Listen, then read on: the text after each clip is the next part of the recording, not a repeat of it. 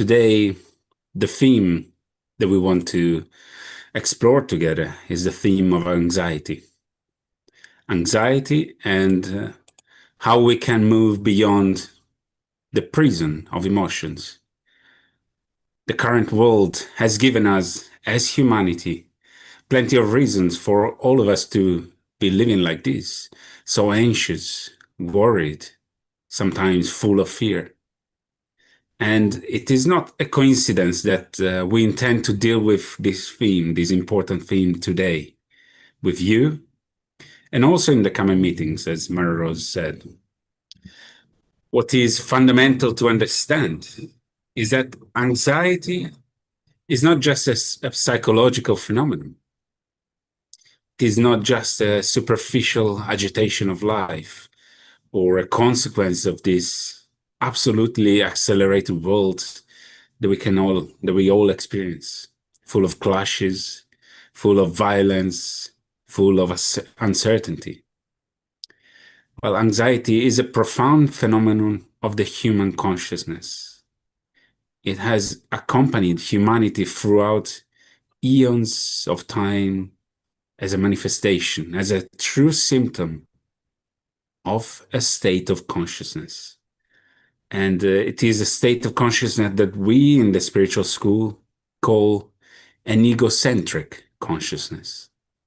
A consciousness that places the ego at the center or at the pseudo center of life, and which, as a consequence of this, ends up imprisoning the egocentric consciousness even further in an uncontrollable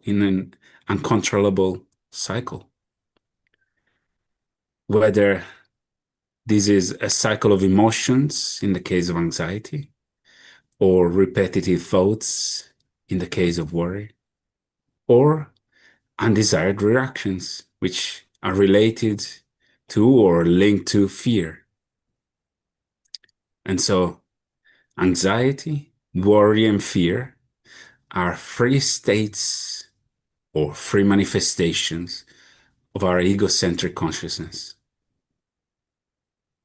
And what we would like to explore with you is what the structural aspects of this consciousness are, which generate this phenomenon, but also what can and must be transformed in the life of the human being so that we can go beyond this self-created prison, beyond the prison of emotions or repetitive thoughts or the reactions caused by fear.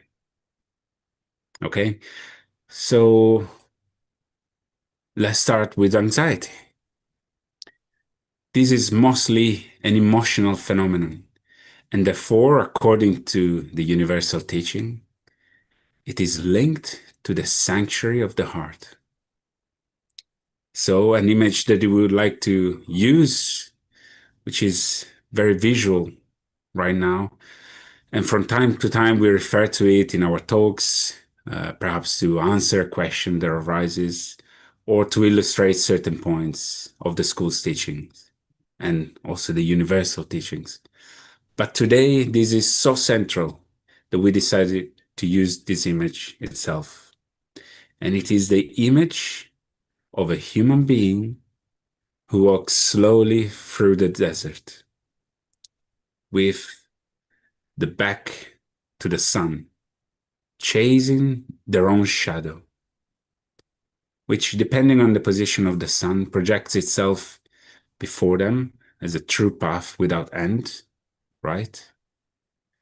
A gigantic projection of themselves, of ourselves. Yes, so why is this image so important? It is important because this image contains the exact synthesis of the universal teaching. The spirit is the sun that is behind the human being. It illuminates the entire human being. The human being which simply cannot see it. We mostly perceive it in an unconscious and indirect way. Secondly, there is the figure of the human being itself, who, in this allegory, in this image, in this symbol, represents the core of our consciousness. That which the spiritual school sometimes calls the soul. Yeah, for the spiritual school, the soul is the very core of our consciousness. And this core of the consciousness, in this illusory state of things, in this self-imprisoned state of consciousness, this egocentric consciousness, it chases an illusion. It chases a false projection of identity. And so, as in the image we can see, it chases its own shadow. And the pursuit of this shadow causes it to tread an illusory path. It creates an illusory path, an illusory trajectory in its life. And friends, we're not talking about someone else. We are talking about ourselves here. Let's observe our life, our priorities, our dreams, our hopes. Not because all this is negative, not because this is all to be rejected, but so that we can put all these in the right perspective. And so the universal teaching, which is transmitted through eons of time in different eras, to different peoples, different places, always uses and reuses this image because it's extremely powerful. This image brings the synthesis of our current state of consciousness, our state of life, of the main elements that are within us. At the same time, of the great challenge, the one mission, the call of the great turnaround that we have to realize or produce in our life if in fact we want to tread a truly new path, a truly spiritual path. So we would like, in this first part of this meeting, of this presentation on anxiety, to explore with you precisely the three elements that are in this image: the shadow, the light, and the path. A path that can be illusory, or a path that can in fact be true. Okay? So let's begin with the shadow. We spoke a moment ago about this. The human being lives an illusory reality, a reality of illusory identity. We form this identity based on who we think we are, who we think we project ourselves in society, in our family, in our environment, based on what we think our dreams and desires are. Well, this second image is a very strong image. It's a very powerful image. It's the image of a young woman trying to protect something. Possibly, it is her heart. So protecting her heart from something. And what is that something? Well, we designate this something as a great void that she senses exists right here, which she wants to protect herself from. And deep down, she would rather not accept its existence. It's a void that through the very dynamics of life, through the very patterns of material life, and also the life in the subtle fields, ends up being filled or ends up being invaded by a set of forces regarding which the human being has very little awareness, which are precisely the emotional forces, which are also called astral forces. the astral currents that enter through the sanctuary of the heart of the human being, that start circulating and swirl within ourselves like this fiery whirlpool of forces. These false astral fires perhaps give the impression that they are filling this inner void, but deep down they're only generating a great agitation, the great emotional agitation to which we give the name of anxiety. So you see that anxiety is something much deeper than a mere product of the rush of life. It is related to this hollow, this gigantic void that is lodged in the core of the soul, in the core of the heart of the human being. So here, in this aspect of the shadow, in this aspect of this inner void, we would like to explore some more concrete things with you. Firstly, the structure of void, this great black hole, which is the center of our soul, in the center of our consciousness, and therefore in the most profound aspects of our heart. It is being stirred, it is being accelerated. And the consequences of this acceleration, in fact, generate a great tearing, not only of the emotional life, but of the core of the soul of millions, billions of human beings, precisely because of external circumstances. Because of these, anxiety is not explained only by external questions, by the great acceleration, by the upheaval of life that we experience, by violence, by clashes, by wars, by conflicts. In short, by the great uncertainty that surrounds us. Now, it is related, first of all, to this existential void. But certainly, all these external conditions reinforce and push the consequences of this void even further. And it is as if this whirlpool of forces which enters through the receptive aspect of the sanctuary of the heart, rotates within it as if it were a large engine.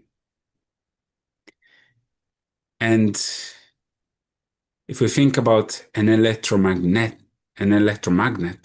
with infinite positives and negatives, which accelerates the consciousness of the human being to a level where it becomes almost completely stunned, lost, and they leave through the other door, through the door that radiates the forces of our heart. And all this acceleration generates phenomena absolutely linked to the hyper-accelerated world that we live in.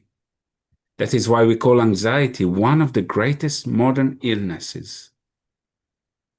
And anxiety is sometimes identified, diagnosed with other names, but the deep cause is the same. Obviously, there are also organic aspects linked to this that need to be treated. Just an inner change might not solve everything, but there is a combination of factors that exacerbates this endless anxiety, sometimes making it manifest as a deep depression.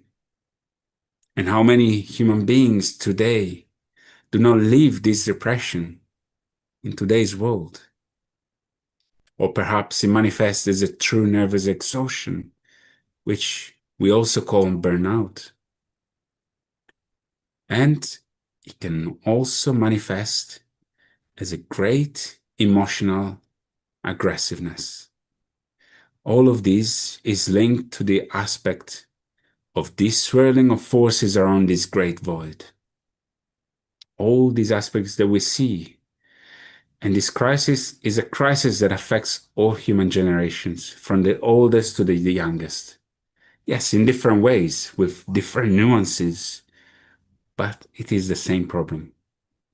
And this whole problem exacerbated by this acceleration, this swirling, aims precisely at what?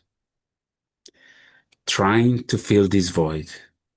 And the more life accelerates, the more this internal void hurts.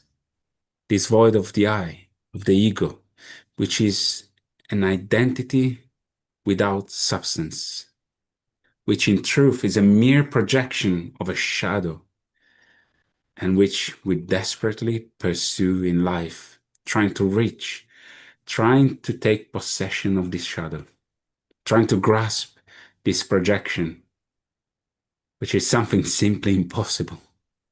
And from there, all the impossible dreams of happiness, the infinite search to find someone outside of us, the perfect image of our projections. And if it's not a person, perhaps a situation, be it a professional, a personal, a family, whatever it may be.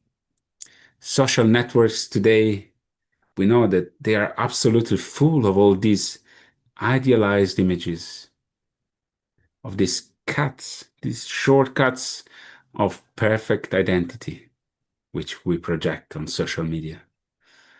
Supposed ideal moments frozen that actually do not exist, which in truth are mere productions of images, of reflections that we would very much like to indeed have substance, to be real, so that they could fill this void.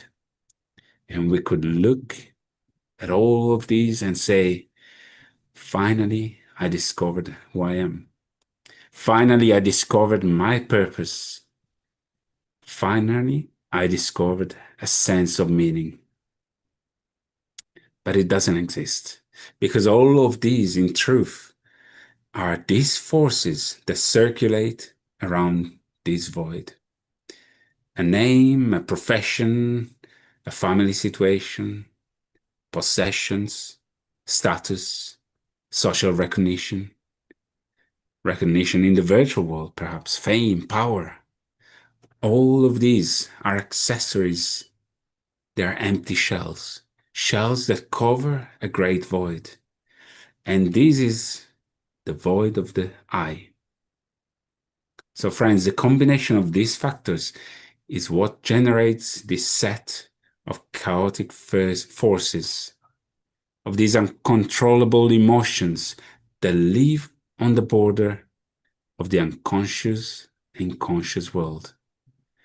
Therefore, they form there the surface, the mirror of the waters of the human consciousness.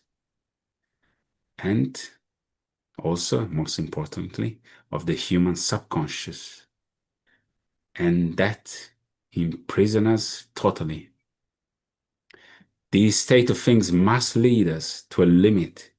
It must lead to a sober recognition of the sterility, of the uselessness of all this, because this is the great carousel, a carousel of wind, a carousel of images of, this whirling around inside our heart, inside our mind, inside our unconscious, and all of these possess no substance whatsoever. The human being who walked painfully in the desert of life, who walked enough to reach the limit of themselves, because the desert of life has no limit, right? Life does not impose an external limit on us. It is we who need to find this inner limit. Well, this human being is going to be exhausted by these astral forces, by these astral fires, false fires, the will of the wisps, which are literally consuming the vital energy of the soul, almost as if calcinating, incinerating the heart of the human being from within. Well, this human being then reaches the quintessence, the superlative of the desert, which is as if it were a desert of ashes, where all the dreams, all the projections, everything that we have imagined was burned by reality itself, until nothing else remained, until only the most profound essence remained, the naked and raw reality, which is the uselessness of the life of the ego, of the I, and the impossibility of filling the void with the I, with this egocentric life, this path of egocentric consciousness through the desert of life. And so, friends, when this human being, when we reach this limit, this desert of ashes, and we find ourselves completely disappointed by it, and recognize that if we are as if a foreigner living our own life, well, then something new can happen, something fundamentally different from this broken, shattered, torn heart. So somehow, through the ashes of this heart, something new can arise.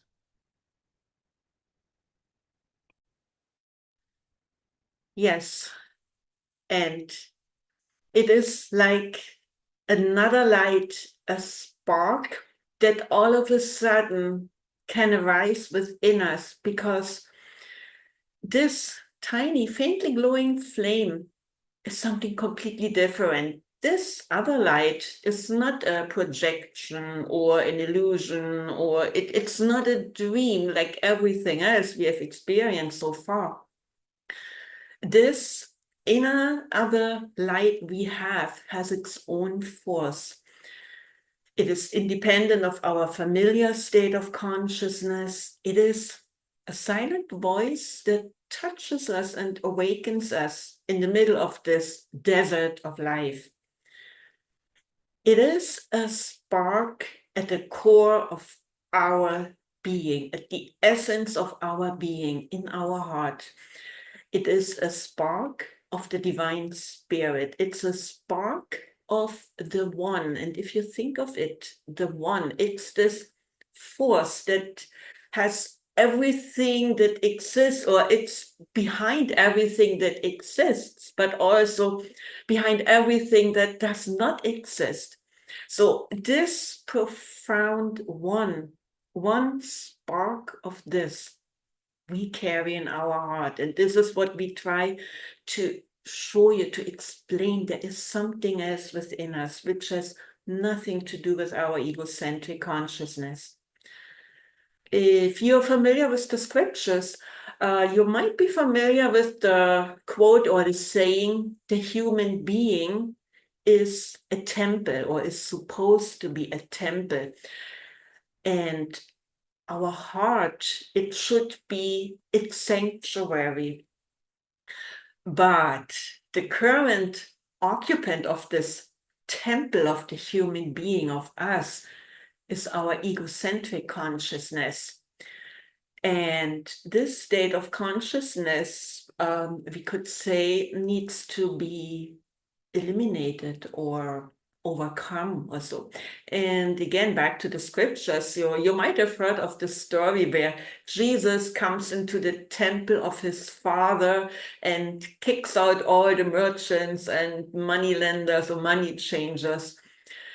And it's a nice story, but what this symbolizes here, Jesus, in this way, this figure, it's not the historic figure here we are talking about. It symbolizes this spark or the flame of this divine spirit in our heart, this other voice, this other force, which has nothing to do with our familiar state of consciousness.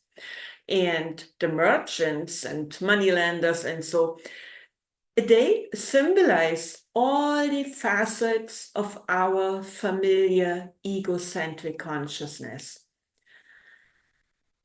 And when we say the egocentric consciousness needs to be eliminated, what we mean here is an inner turnaround, a revolution, really this turnaround of our focus, of the focus of our life. And this can only happen once we have reached this awareness of the ashes of our disillusionments of life, realizing that everything is in a way not real or not lasting.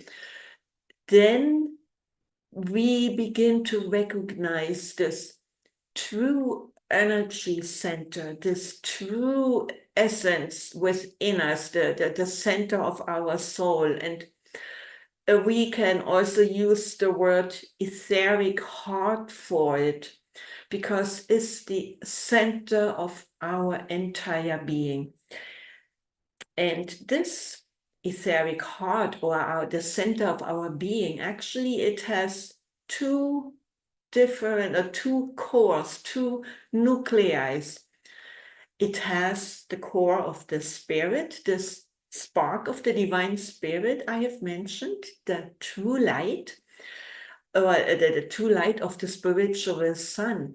And there is the core of or the nucleus of our soul, the nucleus of our consciousness. And in our familiar state of egocentric consciousness, this core of our soul is turned away from the spirit. It's turned away from the sun, or we had earlier this image of the desert sun. So our inner core is not focused on the spirit, it's focused on the outside, on projections and illusions and so on. So this is what our egocentric consciousness is. And these two cores or nuclei in our innermost being, they are also described in many, many spiritual traditions. They can be found everywhere because it's the fundamental it's the foundation of us human beings here. So for instance, think of Krishna and Arjuna. It's Jesus and John who prepared the path, the way for Jesus, or Primanda and Hermes. And it symbolizes always the same, the seeking of the reunion of the divine with the human aspect in us. So Arjuna, John, Hermes, they symbolize the seeking human being, the soul or the consciousness that has experienced the futility, the disillusionment of life, this emptiness, this inner void, and begins to turn around, begins to turn towards the spirit.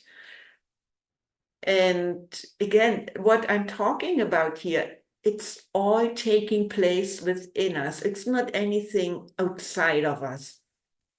So our great problem, so to speak, is that our soul, our consciousness is turned away from the spirit.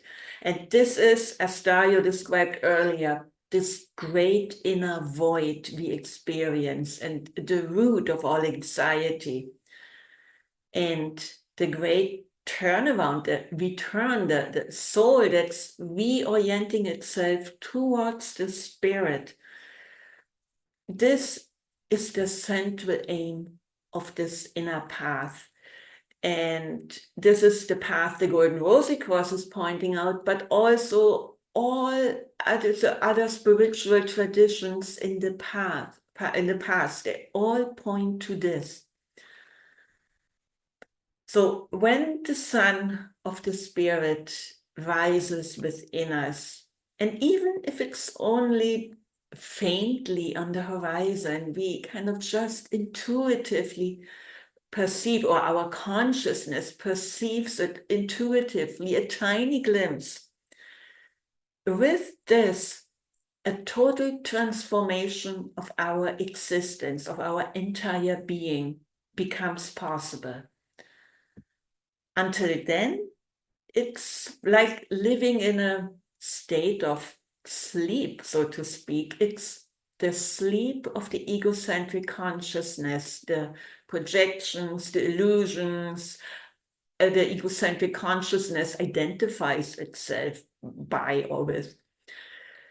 It's the chase after our ever-shifting shadow that across the dunes of the desert, we have the sun in our back and we chase or we follow our shadow and try to reach it.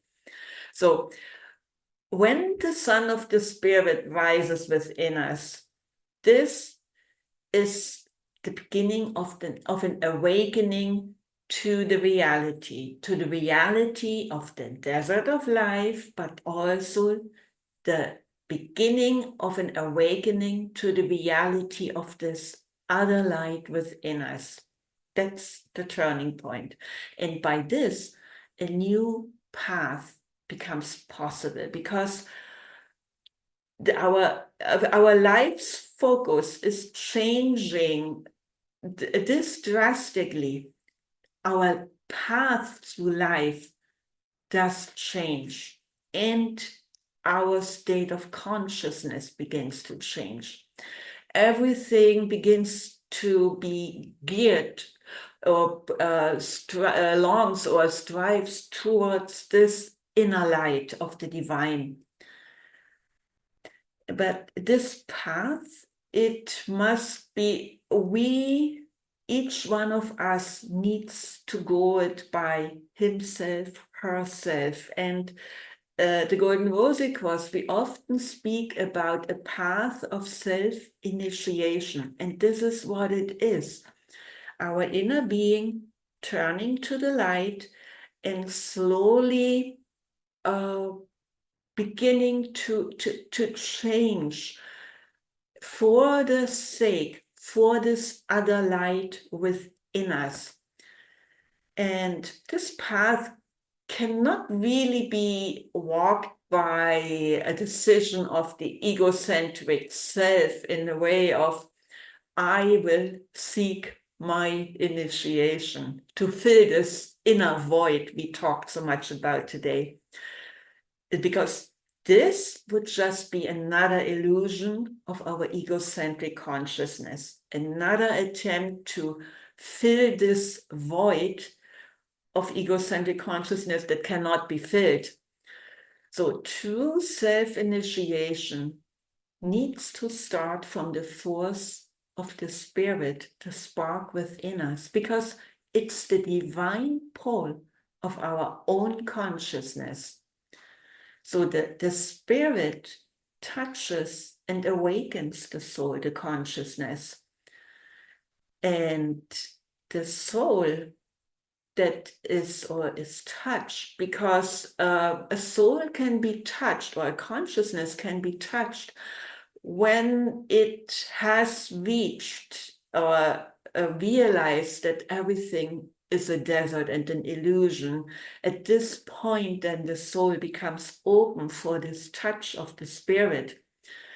Then the soul or the person, the consciousness, can choose to consciously cooperate with the divine within. So I cannot decide I want to self-initiate myself, but I can consciously choose to cooperate with the divine aspect within me. The path of self-initiation could be described in these 3 words or points: the touch, the new soul, the new life. So, as I said, when we realize that we have reached this inner limit of our path of illusions and so on, of this egocentric consciousness, when we recognize the desert of our life, then the spirit touches us, it awakens us, and it transforms us into seekers about the meaning of our life, what this is all for, what is it that is missing, and all these questions. And you might wonder, what is the touch of the spirit? How do I feel it? And don't think too much of this in this way, because it's again, then it's the egocentric mind that tries to utilize this. It's just that you are watching this, whatever has brought you here, that whatever has kindled this interest in you, this inner longing, this is the touch of the divine spirit. So it has already brought you here to this point. And this touch, it does not come in a way of peace or illumination or a feeling of contentment or enlightenment. Not at all. What this does is, this force, it disturbs us. It shakes us up. It unsettles us. It drives us forward to find answers for our life, for the fundamental life questions. This is what the force of the spirit does. And it makes us recognize the great truth of the desert of our life, and that we are actually prisoners of our egocentric consciousness, or prisoners of we are prisoners of ourselves and of the countless forces around us.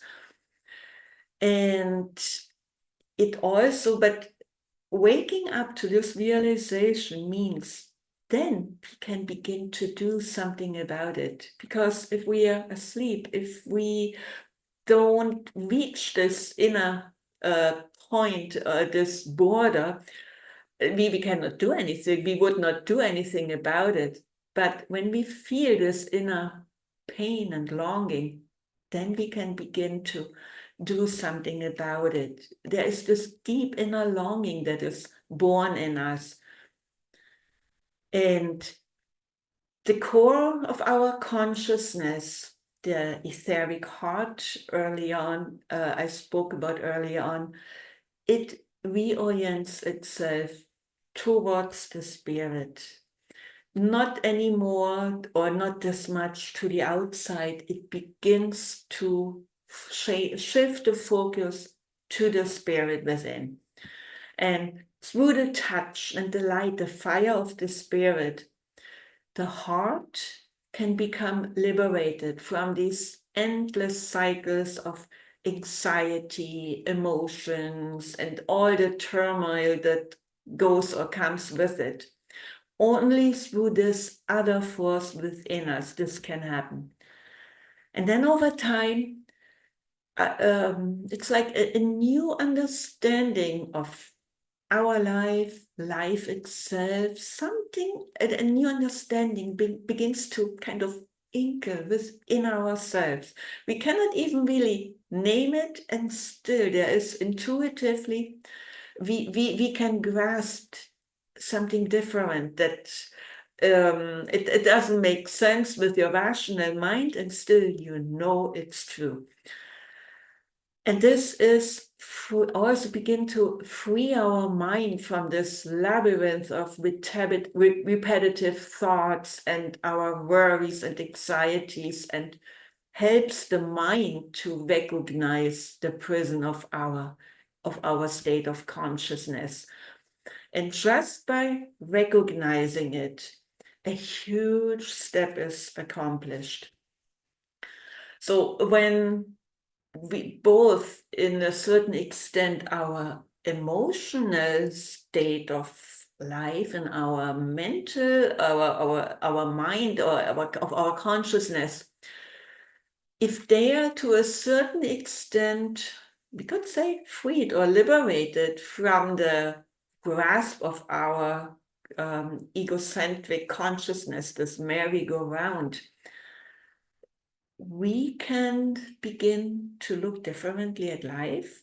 And then we will notice we start reacting or acting in a different way. Not all the time, but there is something else in us, and like an inner voice that kind of tells us, this is where my next step should go. So, and this is how we can become liberated from those fundamental fears of the egocentric state of consciousness. Because only the egocentric state of consciousness is in fear of losing, of loss, and so on. In the soul, the new soul, is not in a state of fear. So there is, we often at the school, we also talk about a triangle of the new consciousness. And so I mentioned our emotions, our feelings. So it's a new feeling, a new thinking, and a new acting. And all of this is not anymore focused on the egocentric consciousness, which is the familiar state of consciousness. No, it is focused on the inner sun, on the divine spark. And if you look at this image here, the symbol of the spool and the desert sun in the middle, this is the divine spark, and everything is focused on that. And through this, a new manifestation and can take place. So through this path, the school is guiding its pupils on a fundamental change, step by step, of the state of consciousness can happen, and also of our entire state of being. And this all takes us on a new road, or on a road to a new life, to a fundamental life transformation. And it does not matter where on this path one is, as long or as soon we begin to connect with this inner sun, this spirit, we are connected to this all-encompassing divine force.